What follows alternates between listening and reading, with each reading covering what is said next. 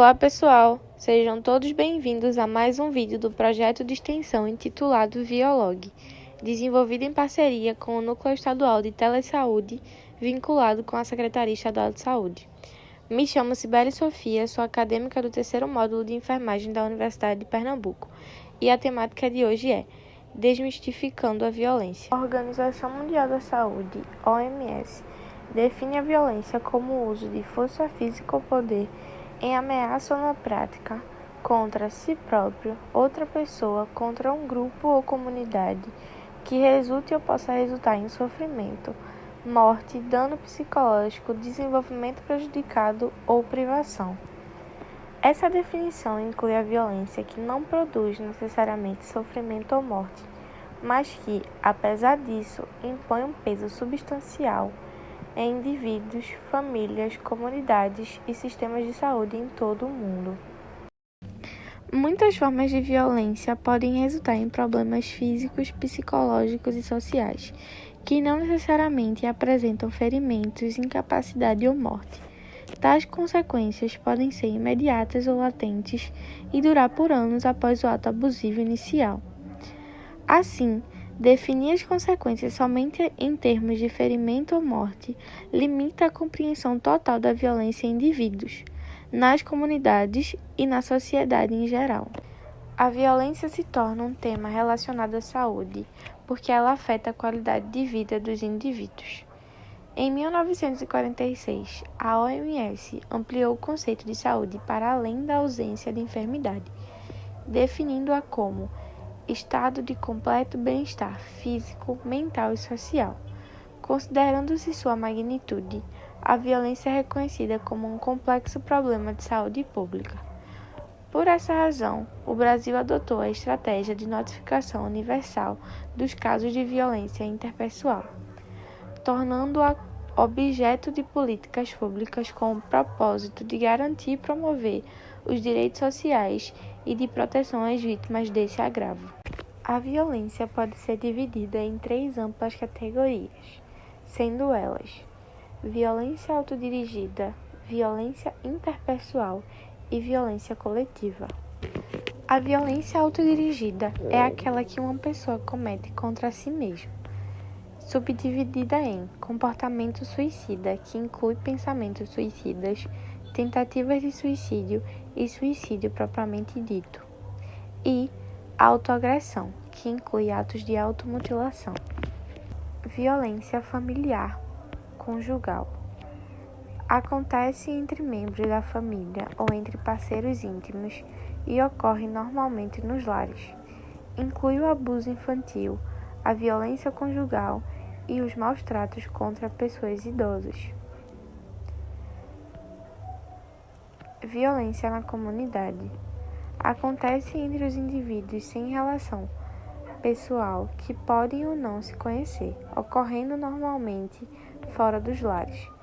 Inclui variados atos de violência, como as que ocorrem entre jovens, assédios, estupro, violência escolar e outros. Violência política. É cometida por grupos maiores e organizados, como governos, grupos políticos e organizações terroristas. Ela é subdividida em violência social, política e econômica.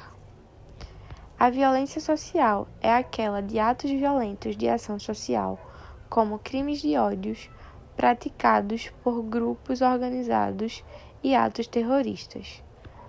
A política são atos violentos relacionados com interesses políticos, como guerras, violências de Estado e violências de grandes grupos políticos.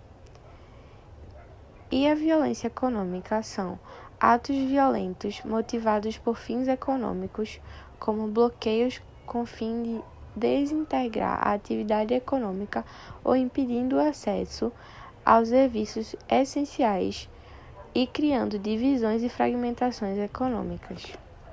Natureza. O sistema capitalista se desenvolveu através de opressão e exploração de classe, raça e sexo, no estabelecimento de relações desiguais e hierarquizadas de poder. Em uma dessas opressões é o uso da violência contra os corpos considerados errantes e transgressores dentro dessas estruturas. Os atos violentos podem ser de natureza física, sexual, psicológica ou de privação ao abandono.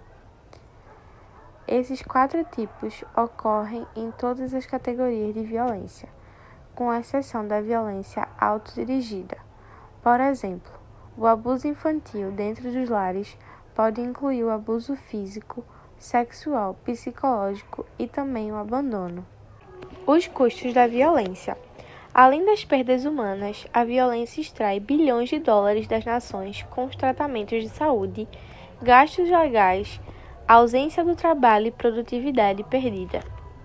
Estimativas feitas por pesquisadores do Instituto de Pesquisa Econômica Aplicada e do Fórum Brasileiro de Segurança Pública mostram que as perdas do Brasil contra a violência chegam anualmente a 6% do PIB. Meios de prevenção à violência. Segundo a Organização das Nações Unidas, as intervenções no contexto da prevenção da violência são caracterizadas em 3 níveis. A prevenção primária diz respeito às abordagens que visam prevenir a violência antes que ela ocorra. A prevenção secundária refere-se a abordagens que se concentram em respostas imediatas à violência, como serviços pré-hospitalares e serviços de emergência. A prevenção terciária se concentra em cuidados de longo prazo frente à violência, como a reabilitação e a tentativa de diminuir traumas e reduzir deficiências a longo prazo associadas com violência. Locais de denúncia.